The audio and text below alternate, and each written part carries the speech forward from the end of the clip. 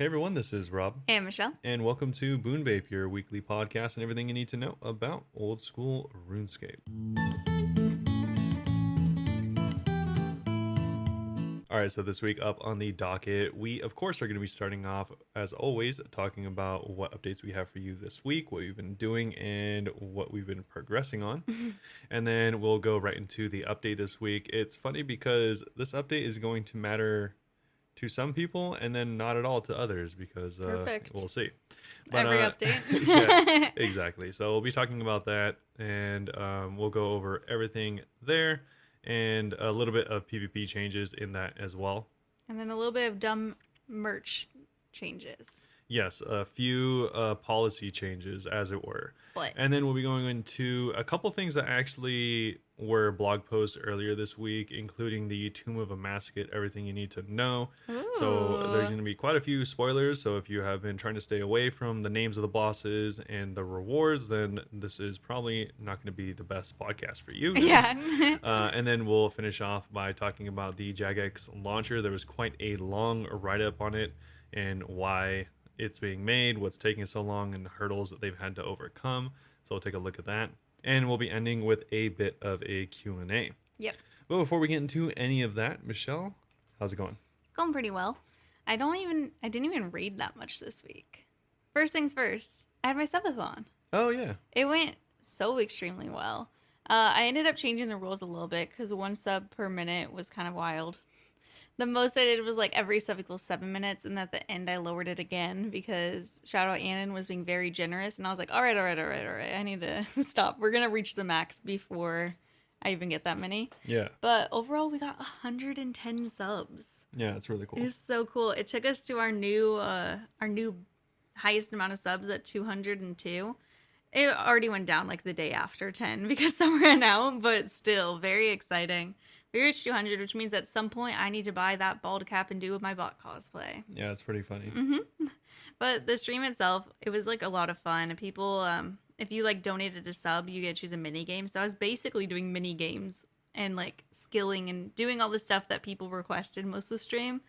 I did my first Inferno try for reaching a sub goal. I started making some of the sub goals less subs too. Yeah. But I had to give up my fire cape. Still have not gotten that back because I want to wait till I'm on a Jad task. Oh, unfortunate. Just get the Inferno Cape. I got to wave 14. Almost. You know, it was kind of cool. I like the layout of the room and stuff. Like, it's just a little square. Thought that was kind of nice. Yeah. Well, you know, Fight Caves is huge for Yeah. Jad. Yeah. But I did that. We made our little mocktails. Robert made us some fancy fake mojitos that were delicious. Yeah, they were pretty good. They were so good. I was thinking about them yesterday. I want more. And what else did I do? I know I did a lot, but I can't think of any. I did a couple raids too. Yeah, you did raids in between. Yeah, I did raids in between doing stuff, so it wouldn't be too many mini games. I don't think we got any cool drops. At some point, I got a drop recently. I got Dex for myself. I think that happened in the last week. Yeah, I don't think it happened on the Yeah, subathon. I don't think so, but I did get Dex in my name, so that was pretty exciting. Yeah. Because I haven't gotten one in my name in like 90 kills, around that. Dang. Okay. Which I know isn't technically dry, but feels dry. Yeah. And yeah, it was a lot of fun. I stayed up like till 4:30 in the morning, so 14 and a half hours streaming. My longest stream. I was getting straight up delusional by the end of it. I was just laughing along like, because I didn't even know what was happening. You know, whenever you're tired, you're technically drunk, basically. Yeah. Yeah. That's why they say don't drive when you're tired, because it's the same thing. Yeah, but I'm always tired, so it's unfortunate. So I literally got drunk on life, I just realized. Wow. Wow. So you get drunk on life every day if you're tired. Wow, I'm just always drunk. You shouldn't drive. Oh, okay. Okay. Yeah, I'm feeling very grateful for everyone who came and hung out. And we also started our new sponsorship with, it's a game called Suspects Murder Mansion or Mystery Mansion. And it's just like, it's like a party game. So you could have like 6 to 10 people and we all play together. And one of us is a murderer. And we have to figure out who it is and vote them out of the house, essentially. Yeah. Sounds like another game. I cannot say. It sounds like Goose Goose Duck. Is Goose Goose Duck like that?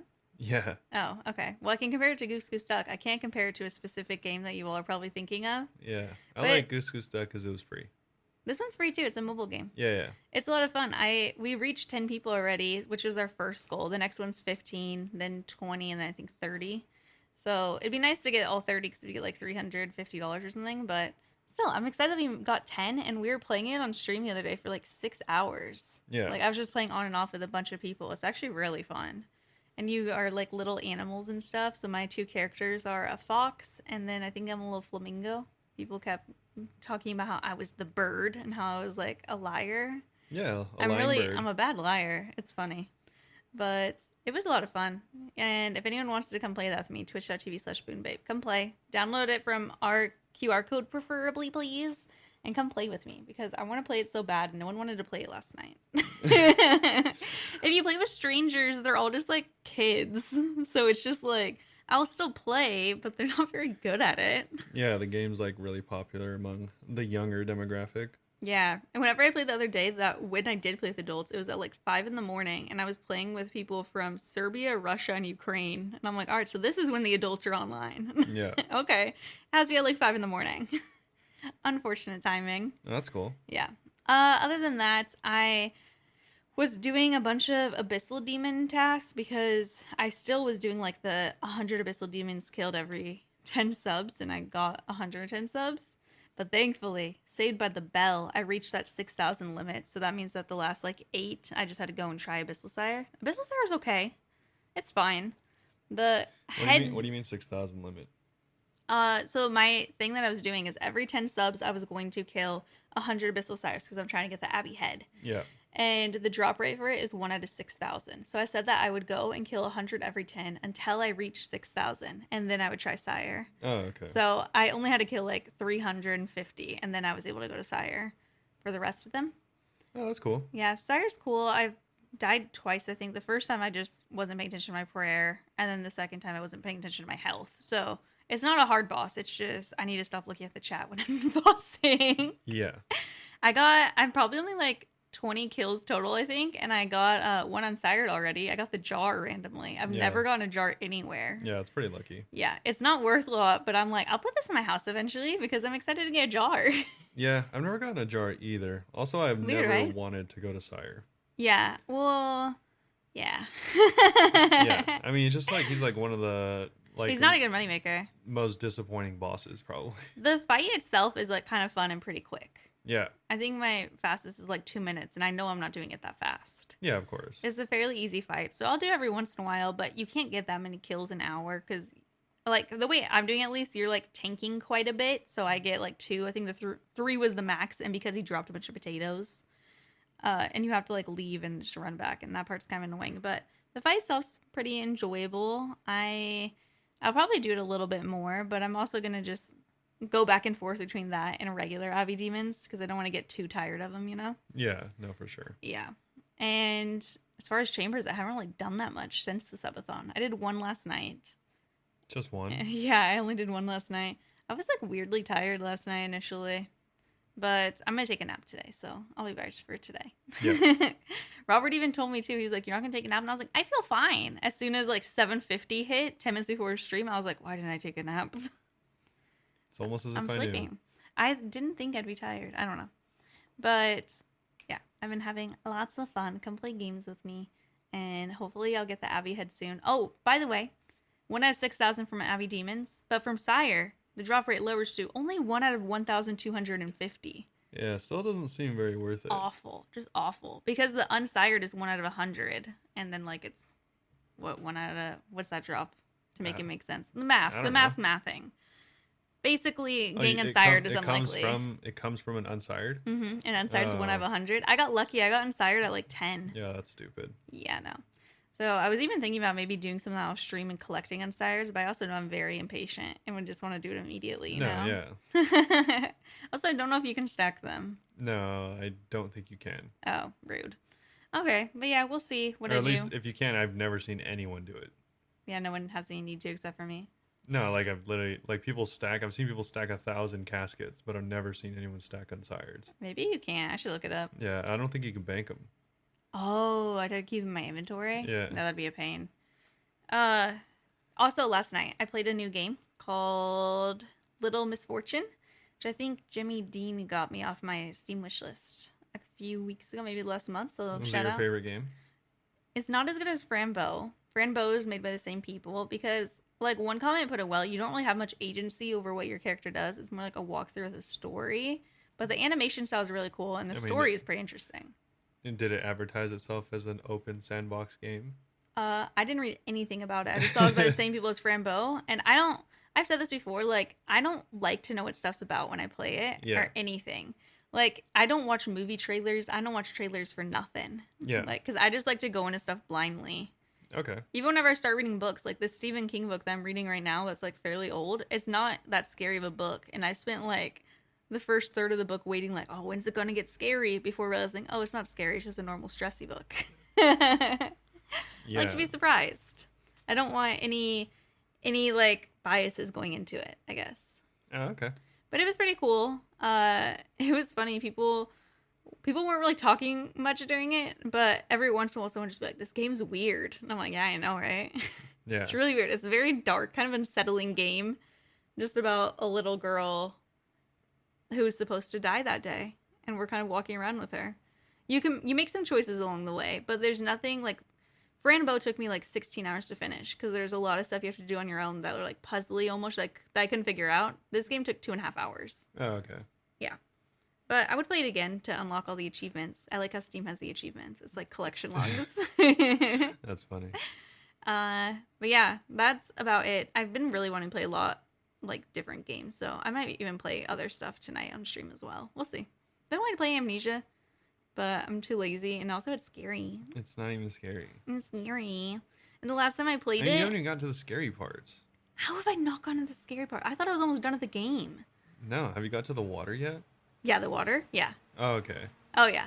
So I think I am nearly done. Yeah, you got to the scary part. I got lucky because Annan said that the water was... If you played Amnesia, there's basically, like, you have to jump from, like, one surface to another, and there's, like, what... Just pretends piranhas in the water. Well, it's the floor is lava, essentially. Yeah, the floor is lava, and there's, like, a shark in the water chasing you if you go in the water and it runs towards you.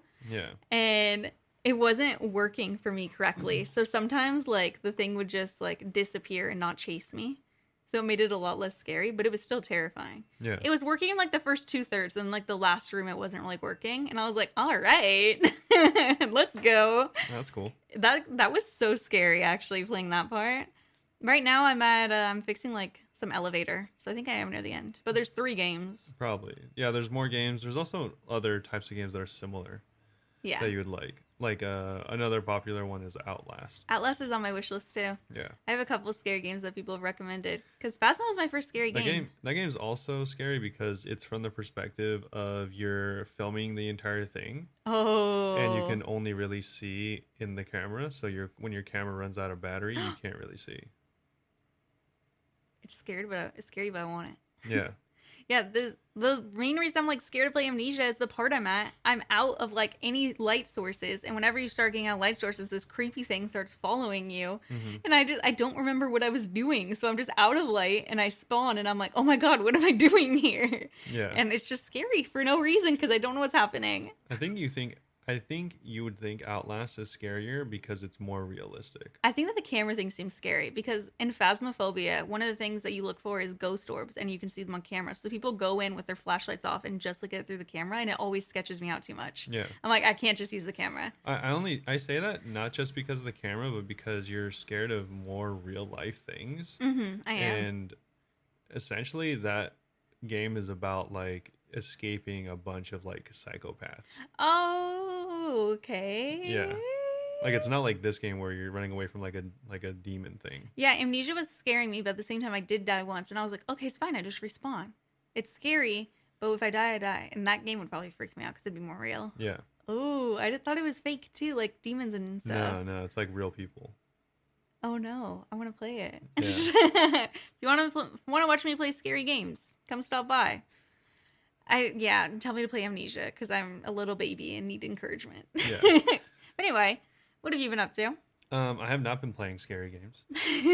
I have been playing a little bit of RuneScape, so I did a little bit of Guardians of the Rift. Also, obviously, more woodcutting and stuff like that. God, I want the freaking thing that you have so bad. Oh, the the lantern? lantern. Yeah, lantern's really cool. I got my pouch back yesterday. Oh, really? Yeah, I had to go to the biz that killed 160 leech things to get all the pouches back. Oh, gross. Yeah, my colossal one degraded completely. Yeah. No one knew that was a thing. Probably, Anyway. Probably don't do that. I Just need get the just get a lantern. lantern. I want it so bad. Yeah. But, so yeah, I did a bit of wood cutting, Guardians, and some more Firewatch Sentinels. And then also on my main, for the first time ever, I like went and actually did some clues. I don't know why I love clues. I wanted to do this, but I bought like 100 eclectic and like did those. How many clue scrolls did you get? I think I did like 85 of the eclectics, and I only got like 7 clues. They're gonna say you had 85 clues out of 100, and I'm like, your RNG was like crazy there. No, not at all. Yeah, I definitely lost money, but I was looking for. But eventually you'll get a ranger, and it'll all pay off. Yeah, I was looking for a pair of Rangers because they're like the most expensive they've been in a really long time right now. They are? Yeah, they're like 40 mil. We should just hang out in Puro and catch all the eclectics. No, that takes way too long. It's still more profitable to just buy the eclectics. Unless you go dry. I mean, even if you go dry, like based on like the average amount, unless you like go double or quadruple dry. How much are the Pegasians worth right now? I don't know. Or the Rangers boots? Yeah, the Rangers are like 41 mil. Are you serious? Yeah. So you'd have to buy like over 4,000 eclectics for it to be not worth it. Jeez Louise. Might work on that. Yeah, so I was doing that, and it was all right. There was one Rangers? thing. No, I didn't get anything. And your 6 clues. Yeah, I got like the coolest thing I got was like a penguin mask or something like that, which is that's like cute. 17K. It's a collection log. Yeah, I definitely got a few things for the collection log. But it's funny. There's one song that I actually didn't have, and it was for going into the smoke dungeon because like I don't ever go in there. Oh, were you able to go? Yeah, I already had it unlocked and everything. I just didn't go. That's really funny. Also reminds me, I looked at my because like I couldn't use the quest cape, of course, which I didn't really need to because I have a ring in my house. But I realized I still need to do the quest for the goblins. Tomb of Masket. Oh, the tomb one, yeah. Yeah, I still need to do goblins, but I don't really care about that. I liked the goblin quest a lot. Yeah, but yeah, I remember I still need to do that. But either way, besides that, I really didn't do too much. I just did a few things here and there, like more AFK stuff.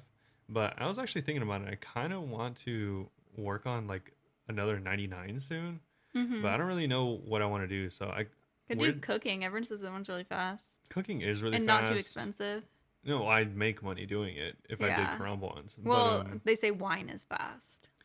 Wine is fast because you can just AFK it at the bank and stuff exactly. like that. I think Karambwans is faster. It's like over 600K an hour, so I could get it in. And you'd make money this week if I wanted to, but I don't think I'll be doing that. Too clicky for me.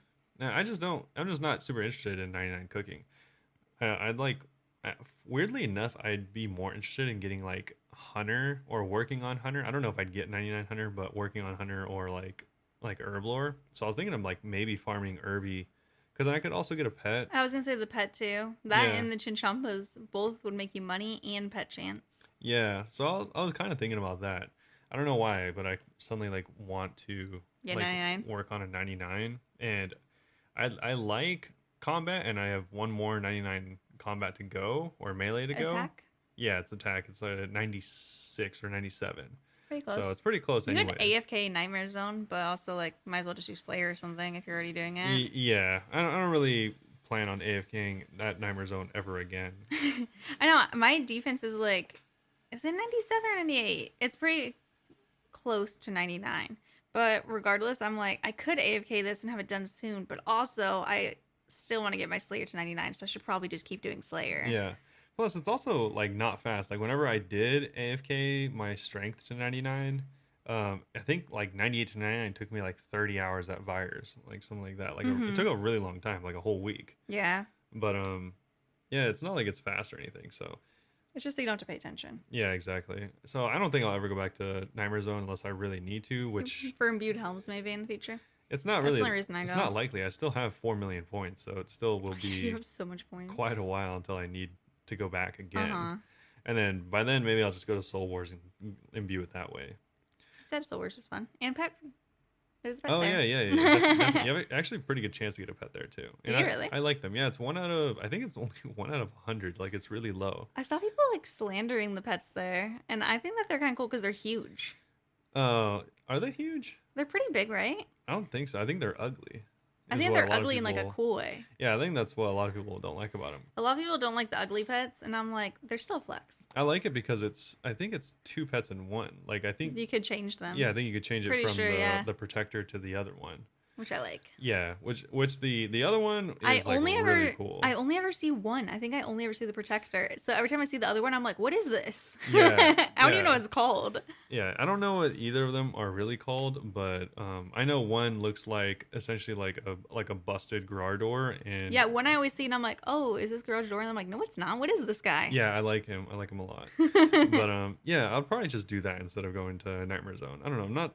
I feel like I've done. You have been saying you want to do a pet grind, so it kind I've of done works. my fair share of Nightmare Zone, so Oh yeah, it's Lil Creator and Lil Destructor. yeah. The Lil Destructor looks like a jacked Bandos. The Lil Creator looks like a spiky goblin dude. Yeah, he looks like a discount tree beard.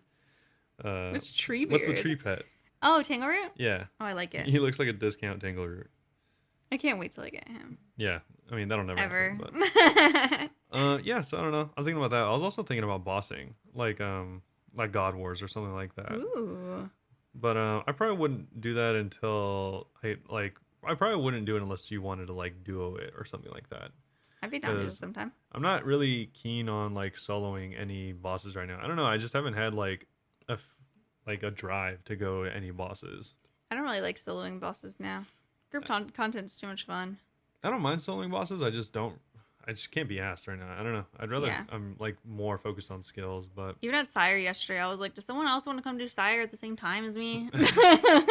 yeah. Sharing my pain.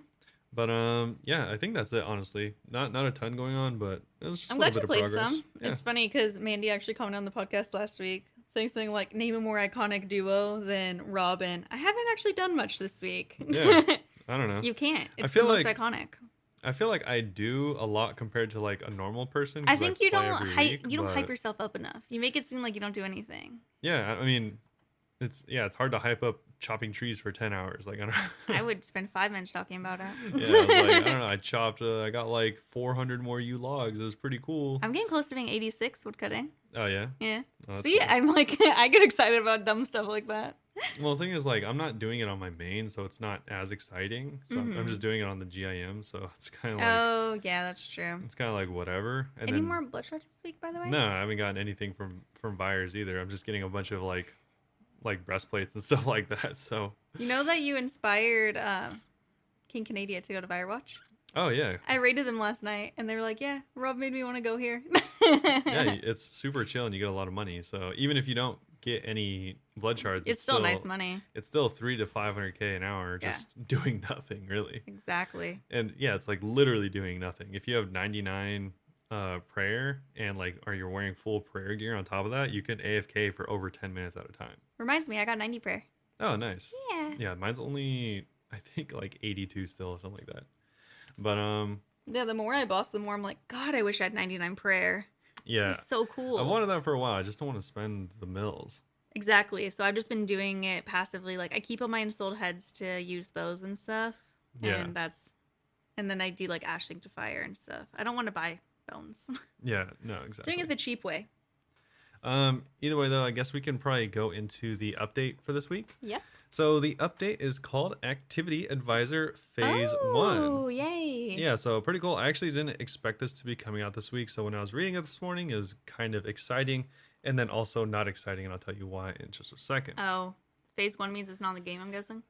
So a quick PSA, there was a bit of downtime. If anyone was in the UK, then you probably experienced this. A lot of people were making jokes about this because for whatever reason, when they tweeted that there was going to be downtime, they said that make sure to schedule your shower time around like this time.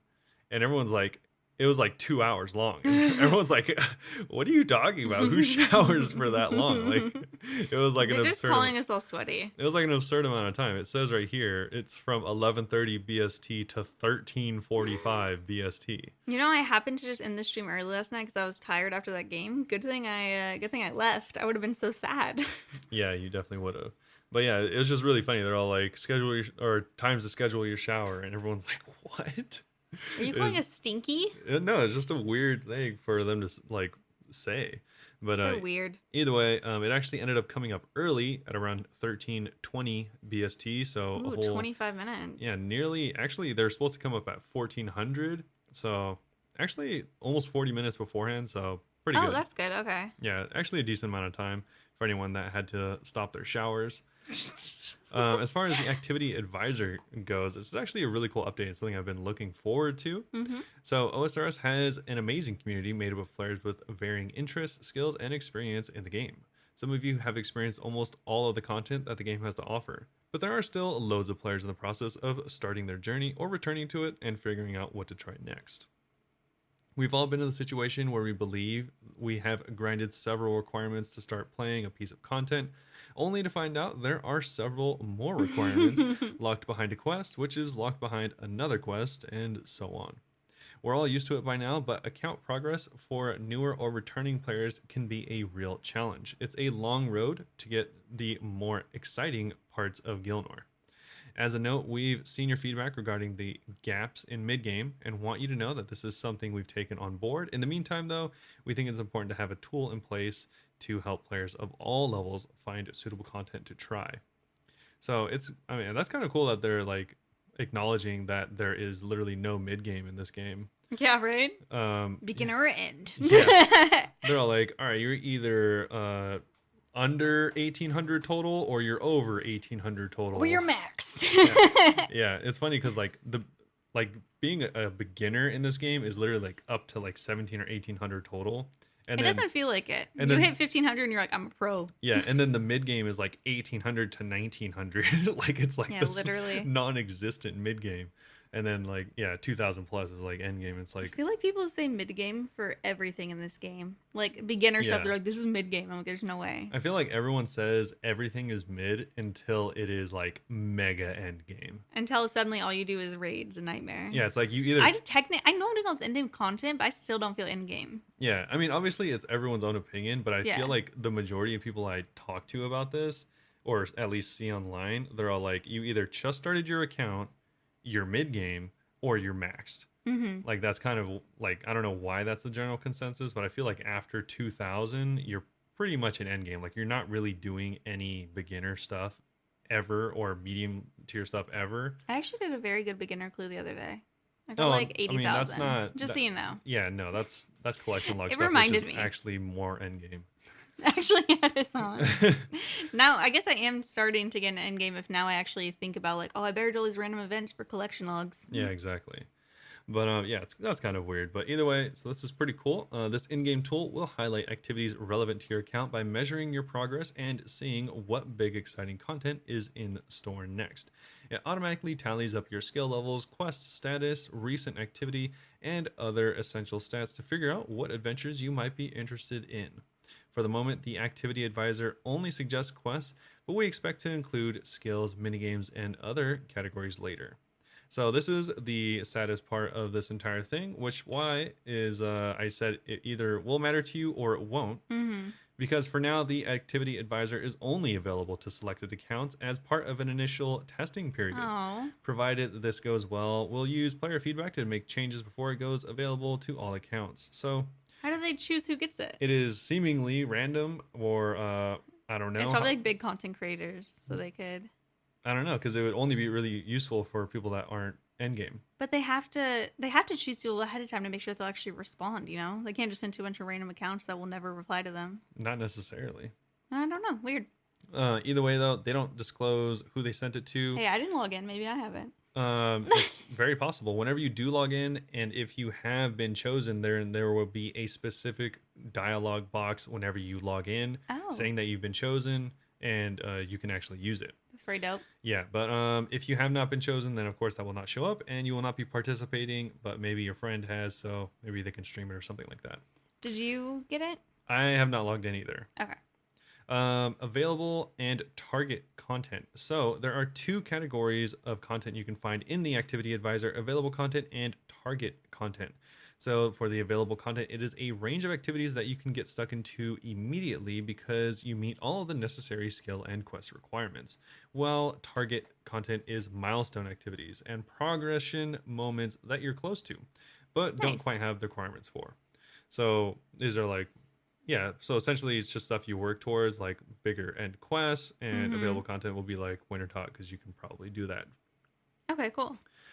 Quest section. So in the quest section, there'll be you'll be able to see quests that you have the requirements for, as well as quests that you're close to being able to start. It actually has a picture up here that shows what it actually looks like the interface, and it actually is pretty cool. It shows how close to the requirements you are. Like, for instance, if you are 38 crafting, then it'll show that the requirement is 40 and you need +2 in order to get the actual requirement. So it'll show you how many levels you need in order to actually get the requirement and be one step closer to whatever you're working on. And the ones that you do have available, they tell you what big things are accessed. So like Priest Imperial says, get access to Mortania, Druidic Ritual, unlock Herblore, stuff like that. Yeah.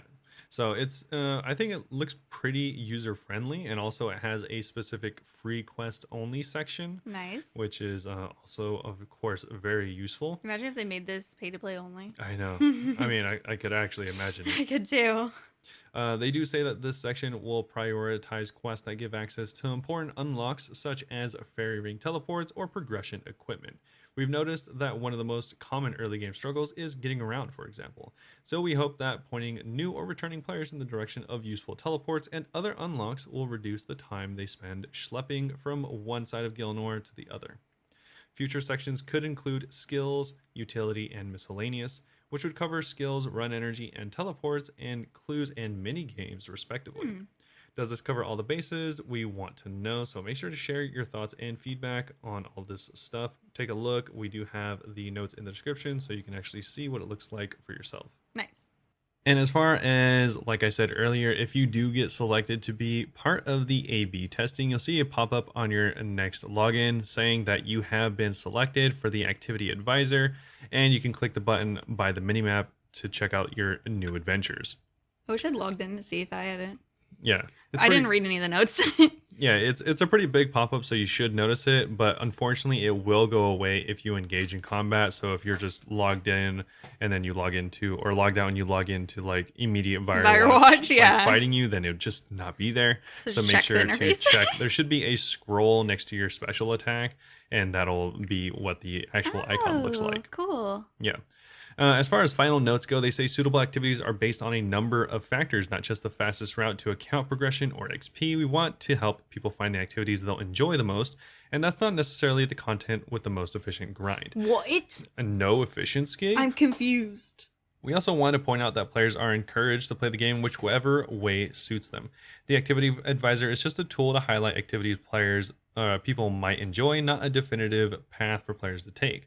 And if you want to check out the Activity Advisor in more detail, they'll be having a full stream on it on the 21st, which is tomorrow, or the day this comes out on Thursday. A few hours before it comes out, but they'll probably be on YouTube. Yeah, they do have the full VODs on Twitch, and also they put them out on YouTube later on. Perfect. So it doesn't really matter if you miss it unless you want to stay as up to date as possible.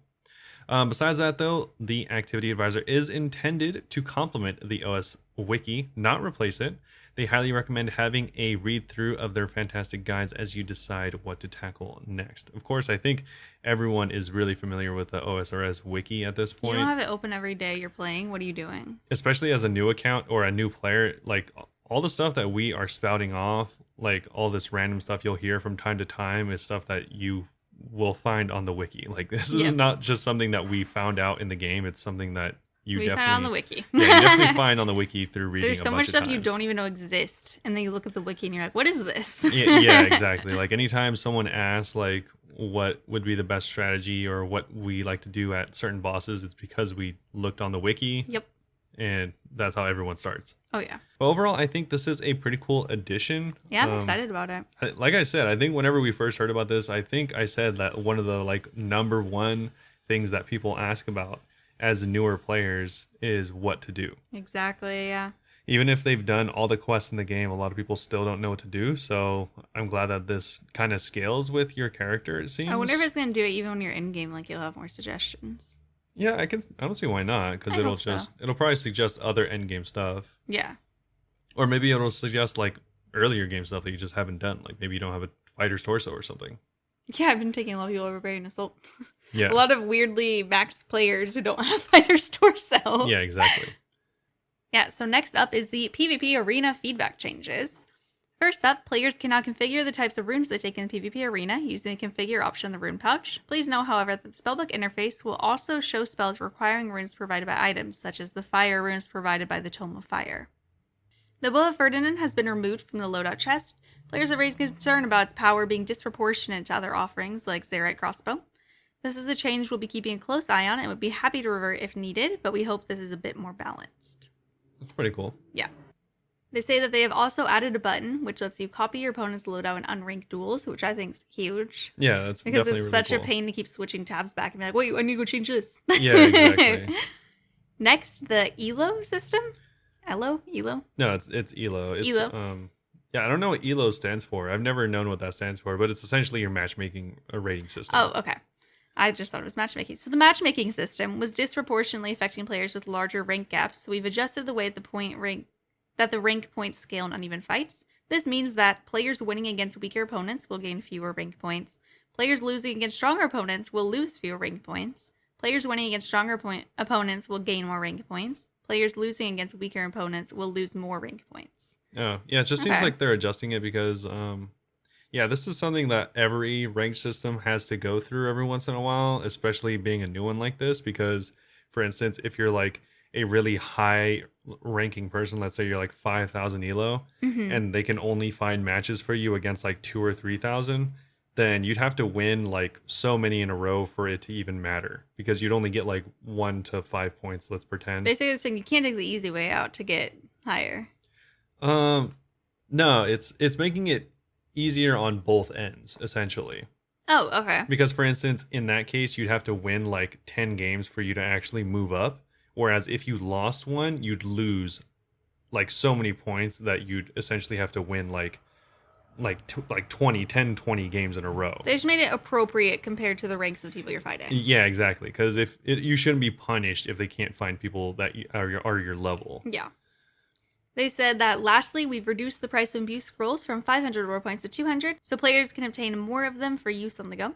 We'll refund reward points to players who have already bought scrolls upon their next login. That's cool, because I think obviously a lot of people that do the arena like PvP and probably bring imbued stuff into the wilderness and die with it. So yep. Definitely makes sense. Probably all the time. Yeah, probably definitely makes sense that the scrolls are cheaper. And so the final thing, which is annoying. Yeah, it's definitely a little annoying. It's good that there's clarification so people aren't unjustly or unknowingly crossing the line. But Wish this didn't say anything. People could keep crossing that line. This is going to be the Create with Confidence, our fan content policy. What? So our community is a huge part of what makes our game amazing. We appreciate that players may therefore want to use game content to make awesome things like YouTube videos, Twitch content, custom creations, or even covers of RuneScape songs.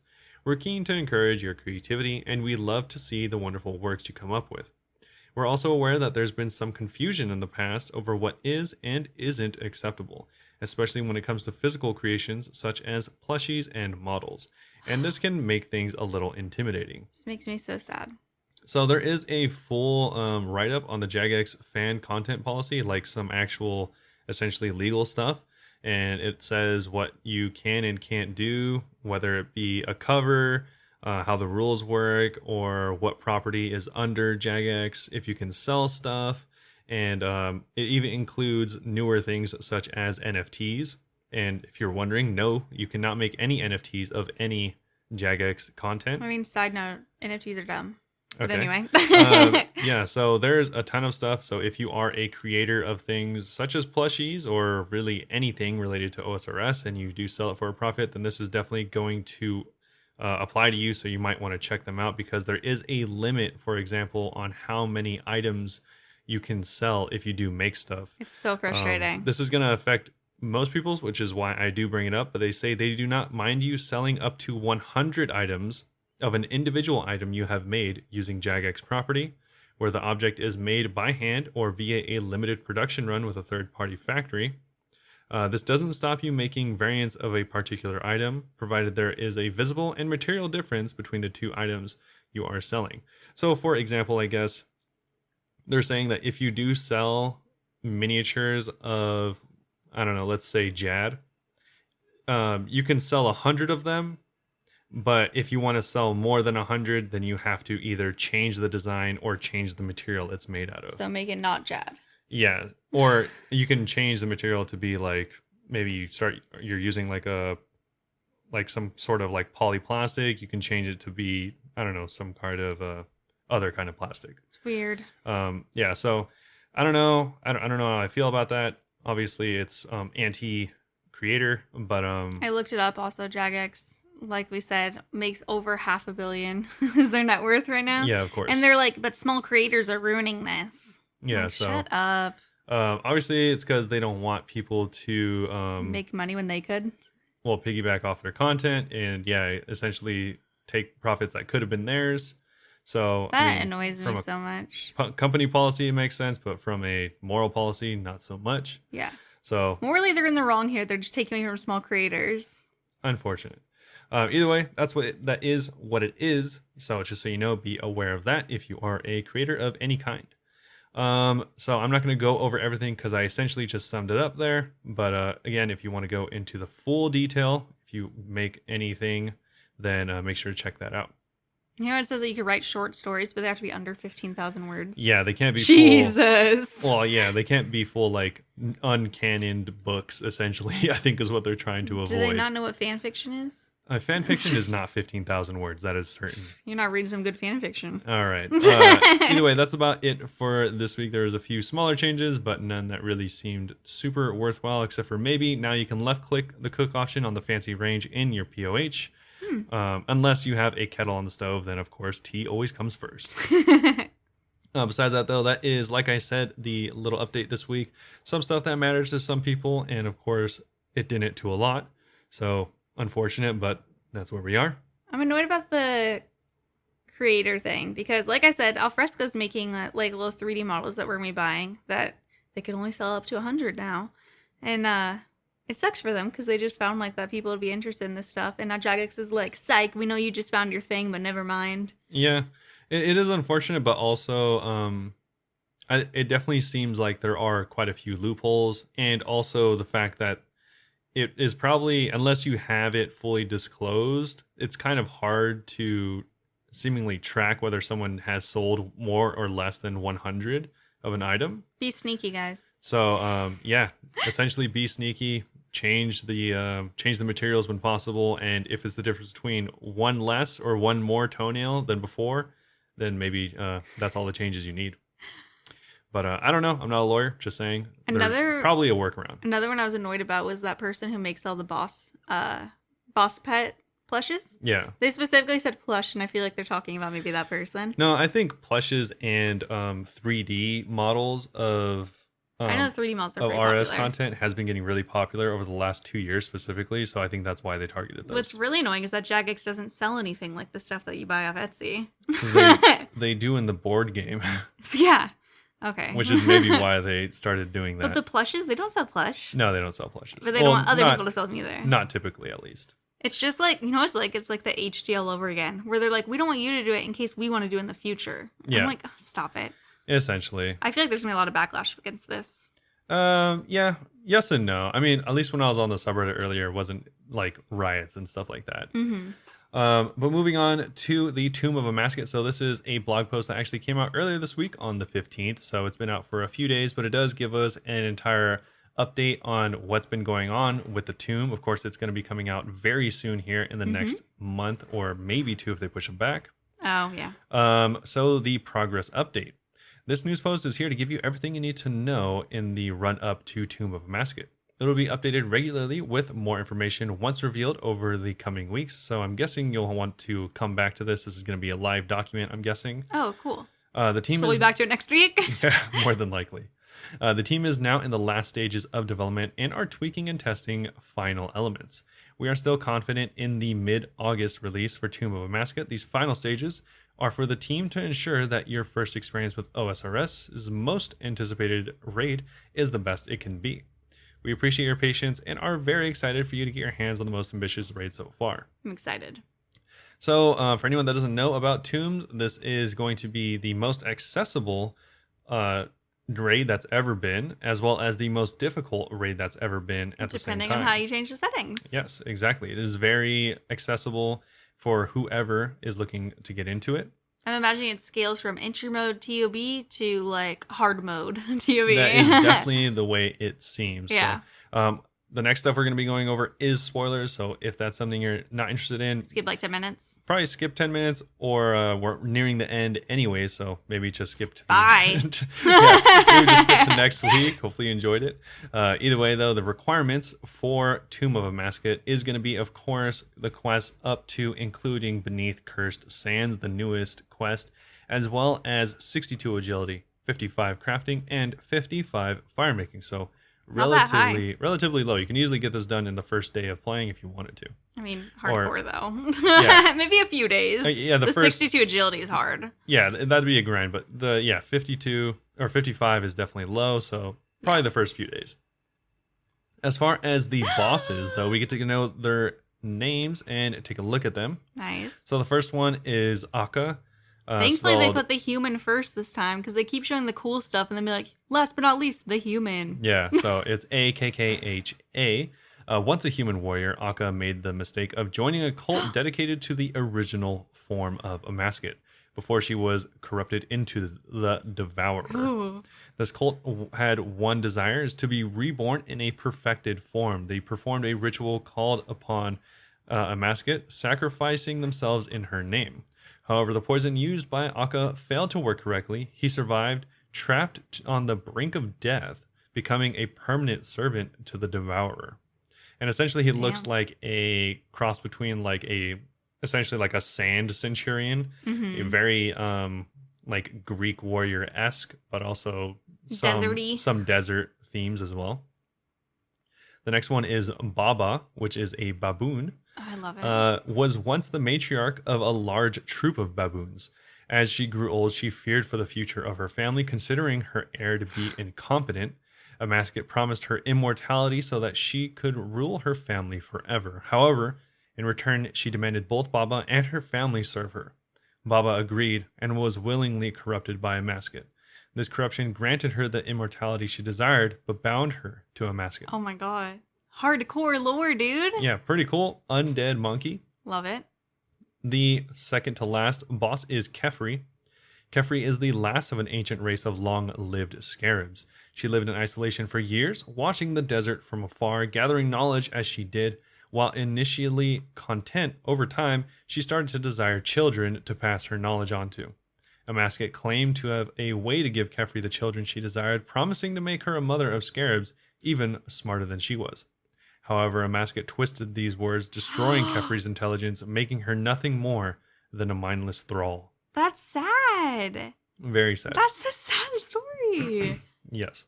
And so the final boss, also for anyone wondering, you do have to kill all 4 of these bosses in whatever order you want before going to the final twin boss, which is not revealed here. But the 4th and final boss they did reveal is Zebac, which of course is the crocodile we've seen before. So cool. He was part of a large group of crocodiles living in the Elid. With so little food available, the group had to rely on their resourcefulness.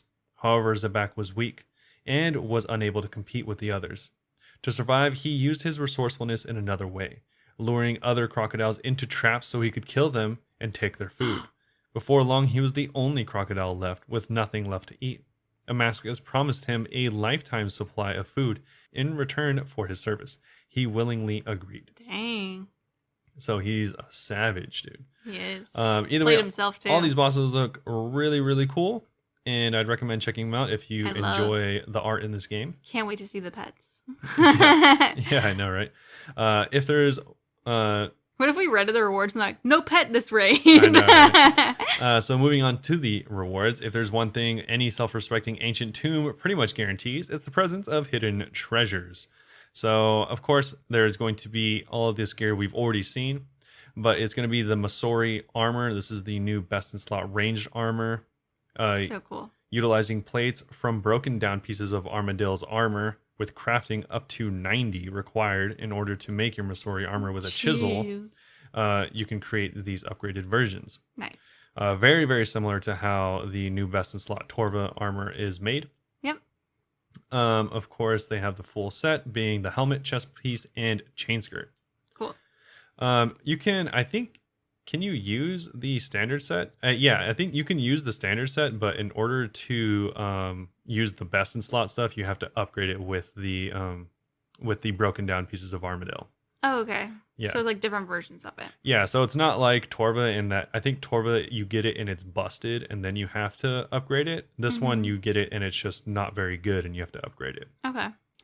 As far as the next one, it's the Shadow of Tumikin. So this is the new weapon.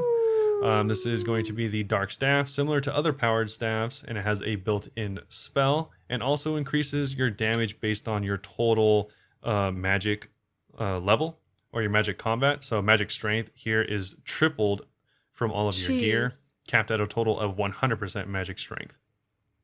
I'm so excited. Yeah. I want it so bad. Also, the accuracy is tripled as well, so definitely can't forget that. The new best in slot Ward of Eliteness, so the new best in slot magic shield. This is, of course, going to require you to get an arcane as well, and you're going to fuse them both together.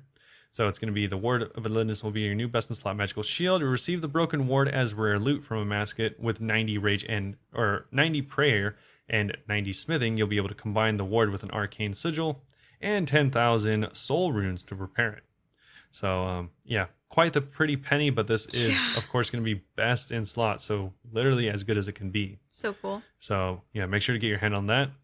The Osmotins Fang. So this is going to be the new two-handed stab weapon for everyone looking to get into that. It's also going to have a very interesting niche at it's going to have a boost accuracy by an additional 50%. So it's going to have high accuracy, but it's going to make it so you'll never hit your true max hit unless you use the spec. So it's going to be very interesting. It's going to be cool to see if it's useful at high defense enemies, which is its design, and how effective it'll be there. Yeah, we'll see at Corp. Yeah, exactly. As far as the next item is going to be the Light Bearer. This is a ring for any adventurer looking to unload a deluge of special attacks, and can be equipped by any fortunate enough to have one in their possession.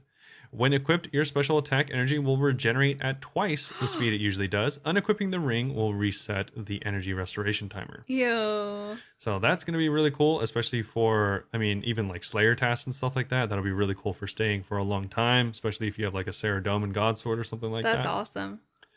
The next item is going to be the Threat of Eliteness. This is actually really exciting and something that kind of snuck in at the last second. This is going to be an untradeable reward. So you're not going to be able to find this on the GE. You're going to have to raid. This is a magical thread once woven by an ancient seamstress. Can be used together with a needle to imbue your rune pouch with magical energy, allowing you to store an additional type of rune. So that's 4 total instead of the normal 3. So you're going to be able to teleport everywhere and high alch at the same time. So excited. So pretty cool. The final items are going to be the Karis Partisan's jewels. All of these jewels can only be used in the Tomb of a Mascot, except for one, which does increase your accuracy against Calphites, Scarabs, and Beetles. So this will be not extremely necessary, but incredibly effective if you do plan on going and camping KQ for quite some time. The other ones is going to be the Eye of the Corruptor. This jewel is going to grant you a special attack, which costs 75% of your special attack, and it increases your accuracy by 100% and your damage by 25%. Jeez. Any enemy hit with it will receive 25% increased damage for the next 6 seconds. So it's going to be a burst type weapon. So it'll be a really good support weapon for the rest of your team as well, because I'm sure you can chain these with other people in your team. And I think everyone will want to be bringing the Karis Partisan, I'm guessing, for fights against Kefri, which is a scarab. Yeah. The Karis Partisan's attack speed will be halved when using the Wrath of Amasket. So in other words, you'll have to wait 8 cycles after using this special attack in order to be able to start attacking again. That sucks. So like I said, it is very support oriented. It's not going to be you doing a lot of damage. It's going to be for your team. Yeah. So the final item in the whole raid is going to be the final jewel, which is the Jewel of the Sun. Using this jewel, it grants the Karis Partisan a passive ability to drain life from defeated foes at the cost of prayer points. If a killing blow is dealt to a creature within the tomb with a Karis Partisan supporting this jewel, then the player will lose 5 prayer but gain 12 hit points. This effect can overheal up to 20% of the player's hit point levels. So that's actually really good. Pretty good. The jewel also gives you 25% accuracy against creatures with less than 25% health, so somewhat of an execute. Additionally, the jewel grants a special attack, which is called Tumikin's Light. Tumikin's Light costs 75% of the player's special attack and 50 prayer points in order to fully heal and overheal the player up to 20% above their hit points level. The special attack also cures all poison, restores any drained stats, and fully restores run energy. So it's essentially huge. It essentially is like a Saradomin. What's the other one? Super Restore? I was thinking it's like the Pool of Rejuvenation. No, it's like it's a Sandfuse serum, but like on steroids. So that one's called Tumikin's Light. The other one, if I missed it, is called Wrath of Amasket. Of course, one is the Tumikin's Light, Jewel of the Sun, is based on survivability and healing.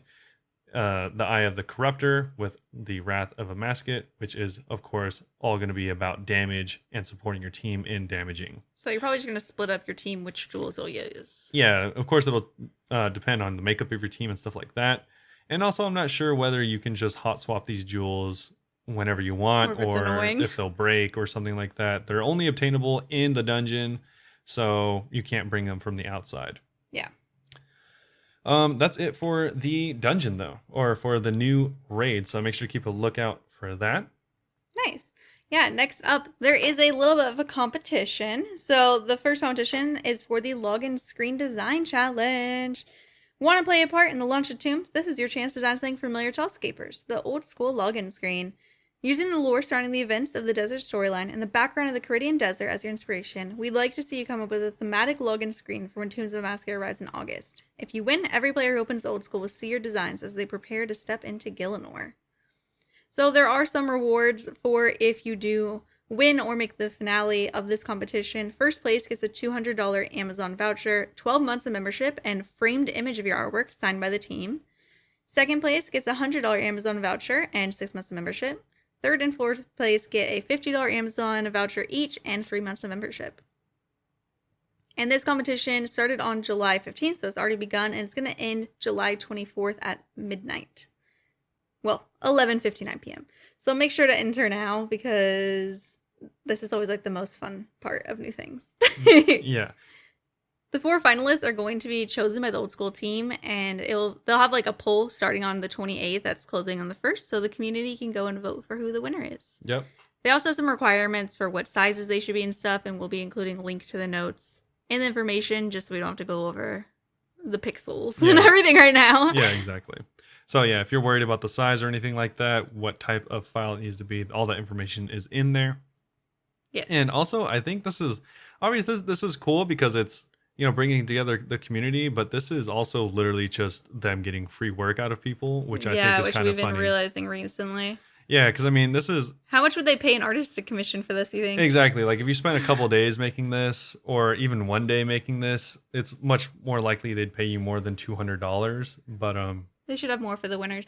But, yeah. So, if you're just going to be doing this type of art anyways, and this is a great way to maybe get compensated for it. Yes. But if you're doing it just for this prize money, then maybe...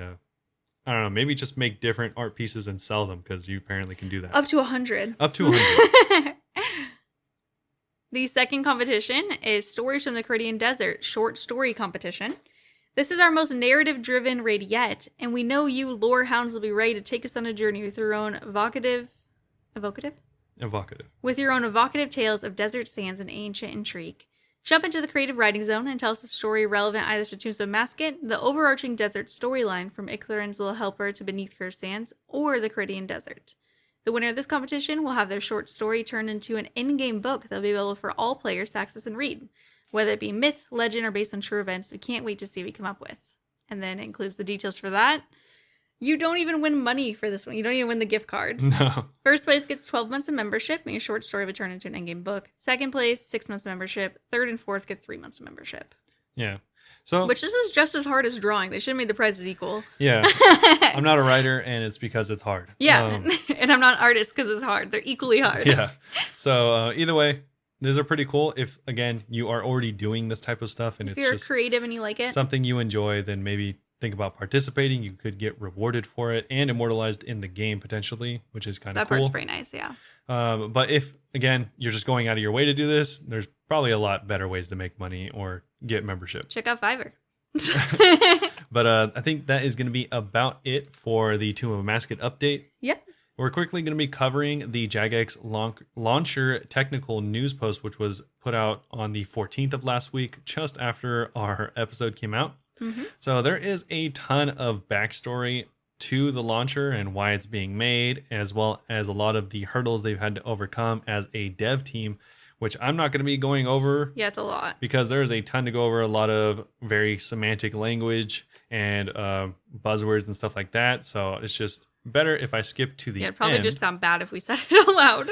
So either way, they want to run through the requirements mentioned above and how the launcher enables them to meet it. So mentioned above by them, not by us. Yes.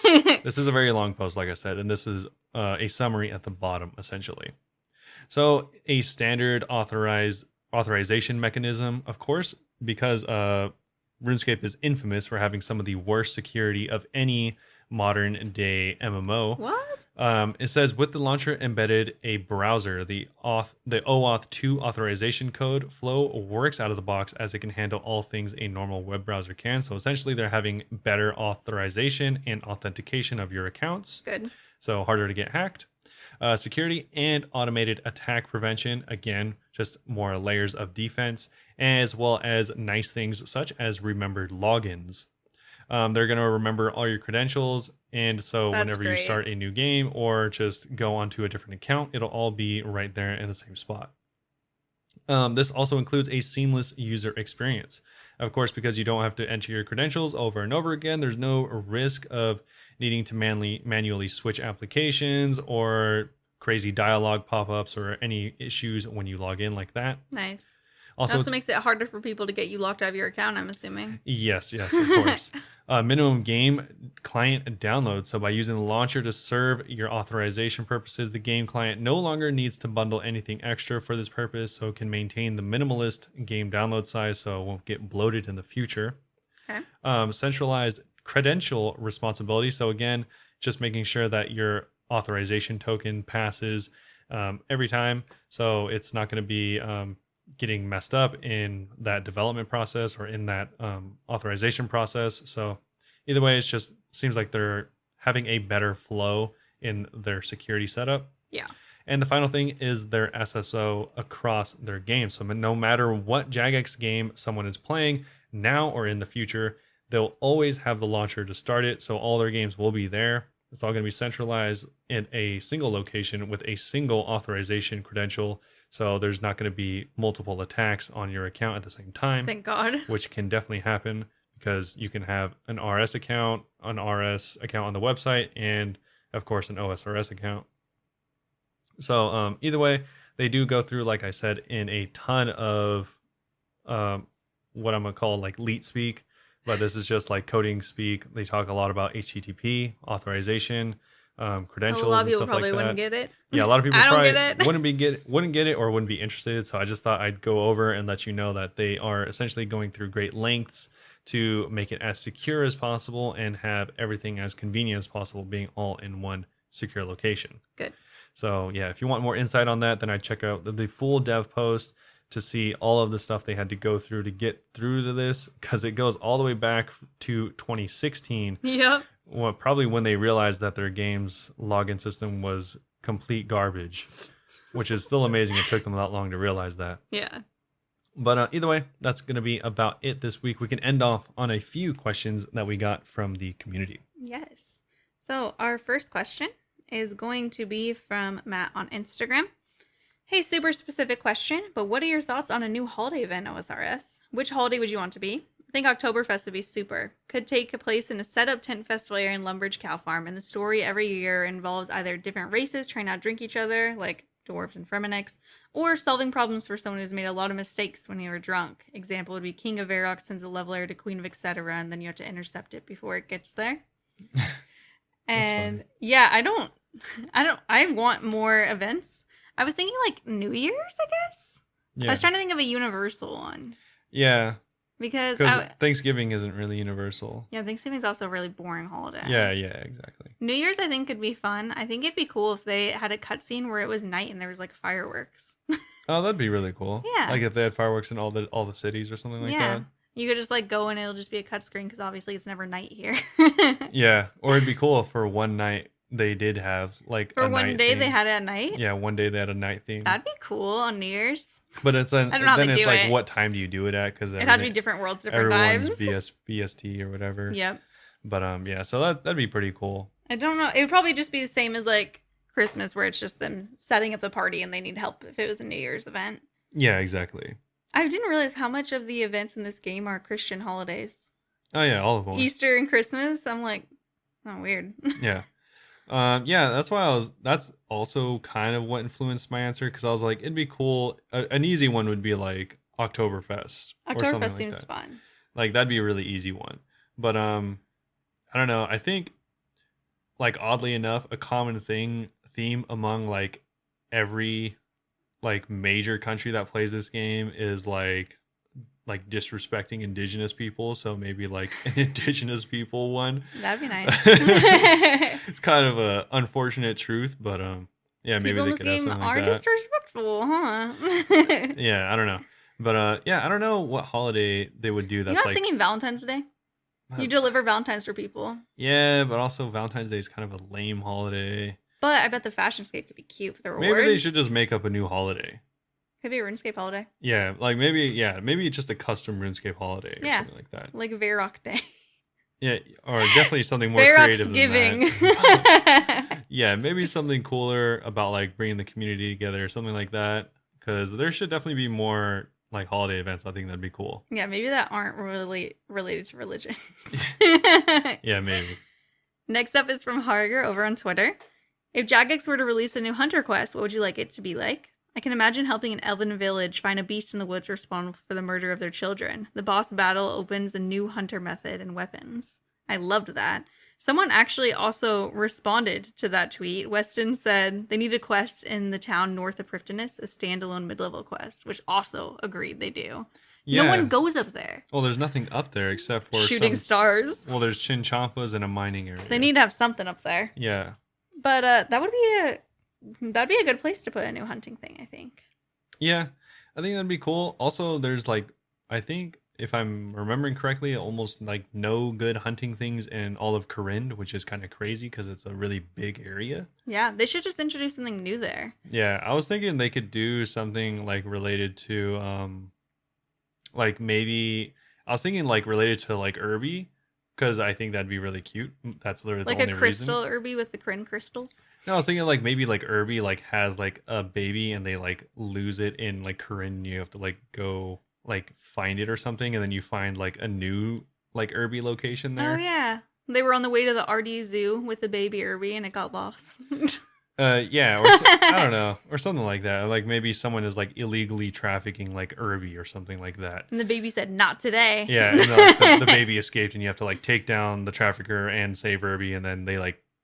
And then like another group of them settle there, so there's like two different Irby locations. That'd be cute. I like that a lot. Yeah, or a different version of Irby, even if they don't want to copy it there. Yeah, that'd be cool too. I like that. Yeah, because like I think there's literally zero hunting stuff in Corinne, which is crazy. I mean, there probably no. There is like there is some, I think, near Shazian. Okay. But barely. Think whenever I think of Corinne, I think of like Arceus and like spiritual and crystals and stuff. I think it'd be cool to like low-key be like hunting spirits, kind of. Oh, okay. And I'm imagining it would give you jars similar to implings, like similar loot in that way. Like you don't actually catch them. That'd be cool. You like the implings, you like just get a reward for capturing their like essence. I don't know how exactly that would work. Yeah. Or I think it'd be cool if you came across like kind of maybe near, because like it goes like Shazian, Lizardman, and then Farming Guild and stuff like that. Mm-hmm.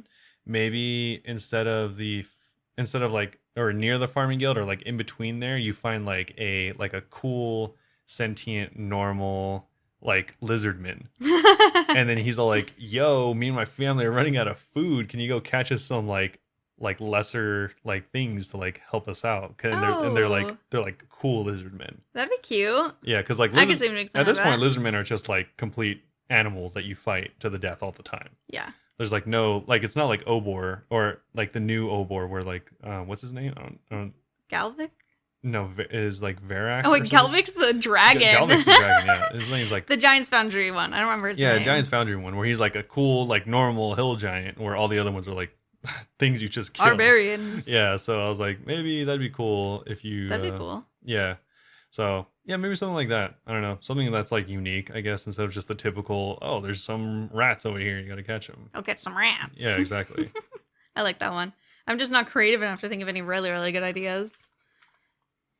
But yeah, that is it for our questions. We still have more from Wraith, but we're running out of our billion Wraith questions, so I'm not going to do it every week now.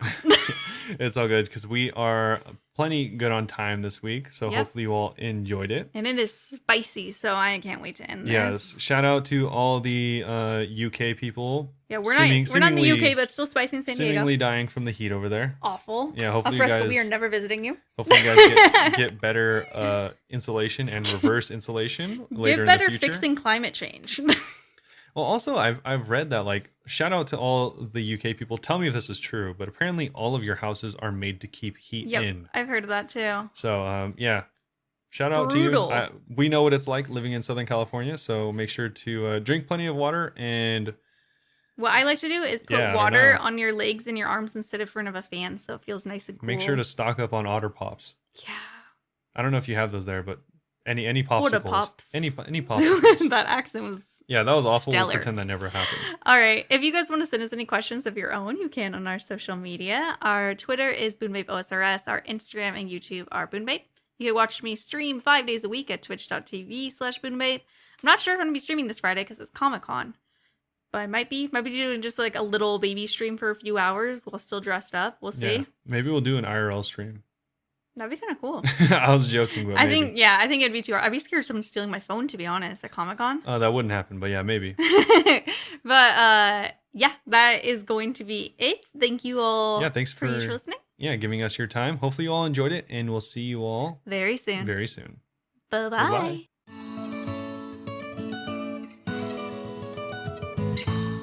Meet mer. Meep.